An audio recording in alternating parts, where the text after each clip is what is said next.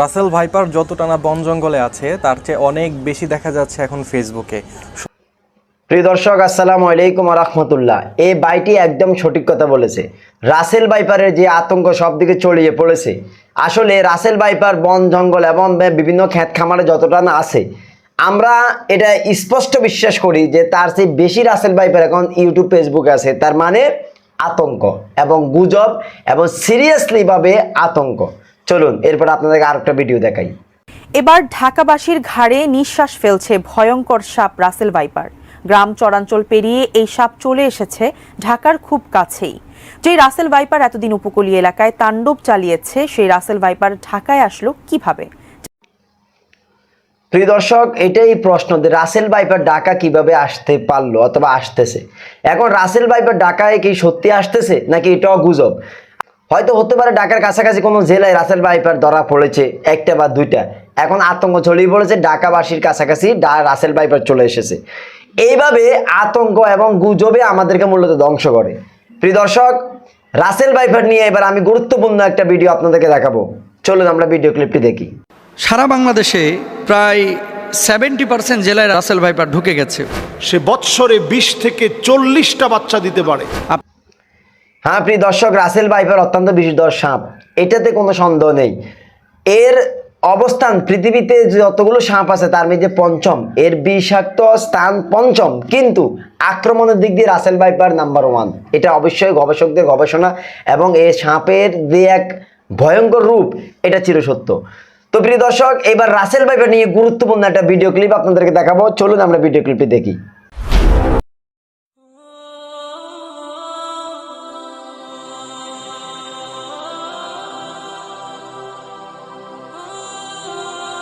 দেশে বিষধর সাপ রাসেলস ভাইপারের আতঙ্ক ছড়িয়ে পড়ছে।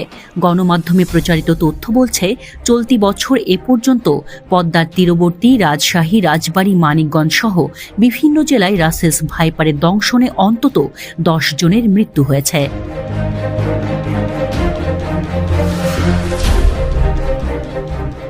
রাসেলস ভাইপার ভারত উপমহাদেশের 4টি বড় সাপের একটি।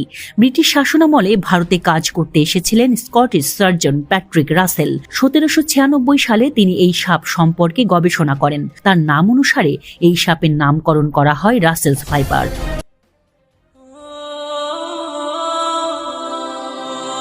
বহু আগে থেকেই বাংলাদেশে অস্তিত্ব ছিল রাসেলস ভাইপারের। দেশের বিভিন্ন এলাকায় সাপটি চন্দ্রবোরা বা উলুবোরা নামে পরিচিত। দেখতে অনেকটাই অজগরের বাচ্চার মতো। এটি একটি ভয়ঙ্কর বিষধর সাপ। রাসেলস ভাইপারের শরীরে ছোপ ছোপ চিহ্ন থাকে, আর অজগরের মতো শরীর জুড়ে লম্বা রেখার মাঝে গোল গোল চিহ্ন থাকে। অত্যন্ত বিষধর প্রজাতির এই সাপ বাংলাদেশ থেকে বহু আগেই বিলুপ্ত হয়ে গেছে বলে মনে করা হলেও সাম্প্রতিক সময়ে এর অবাধ বিচরণ ভাবিয়ে তুলছে বিশেষজ্ঞদের। গত 1 মাসেই রাজশাহীর চারঘাট, গোদাগাড়ি, রাজবাড়ীর গোয়ালন্দ, চাঁদপুরের মতলব সহ দেশের বিভিন্ন জায়গায় দেখা পাওয়া গেছে রাসেলস ভাইপারের। গত 3 মাসে পদ্মার তীরবর্তী মানিকগঞ্জে অন্তত 5 জন প্রাণ হারিয়েছেন এ সাপের দংশনে। সাপটি এর স্বাভাবিক চরিত্রও বদলাচ্ছে। ঘন ঝোপ ও পরিত্যক্ত জমি অপেক্ষাকৃত কমে গেছে, তাই রাসেলস ভাইপার এখন কৃষি জমিতেই থাকে। সাপ সাধারণত মানুষকে এড়িয়ে চলার চেষ্টা করে, কিন্তু রাসেলস ভাইপার সাপের স্বভাব একেবারেই উল্টো। সচরাচর মানুষ দেখলে পালিয়ে যায় না, নিজেদের বিপন্ন মনে করলে হঠাৎই আক্রমণ করে বসে। বিষধর সাপ হিসেবে পৃথিবীতে রাসেলস ভাইপারের অবস্থান পঞ্চম, কিন্তু হিংস্রতা আর আক্রমণের দিক থেকে এদের অবস্থান প্রথম। প্রিয় দর্শক, আপনারা রাসেল ভাইপারের গুণাগুণ এবং তার ক্ষমতা এবং তার বিষ এবং তার উৎপত্তি কোত্থেকে এসেছে আপনারা বিস্তারিত এই রিপোর্টটাতে দেখলেন। এখন রাসেল ভাইপার সারা বাংলাদেশে যে আতঙ্ক সৃষ্টি করেছে, আসলে আতঙ্ক রাসেল ভাইপার সৃষ্টি করে নাই, আতঙ্ক আমরা মানুষের সৃষ্টি করেছি। আমরা যে আতঙ্ক মানুষের ভিতরে দিয়ে ভয়ভীতি ঢুকিয়েছি, এটার জন্য আমরা এই দায় এড়াতে পারি না। বিশেষ করে আমাদের গণমাধ্যমগুলো, আমাদের ফেসবুক, ইউটিউবে আমরা যারা কাজ করি, আমরা সবাই, হ্যাঁ, রাসেল ভাইপার অতি মারাত্মকভাবে আক্রমণ করেছে, বাংলাদেশে অনেক বেড়ে গেছে, এতে কোনো সন্দেহ নাই।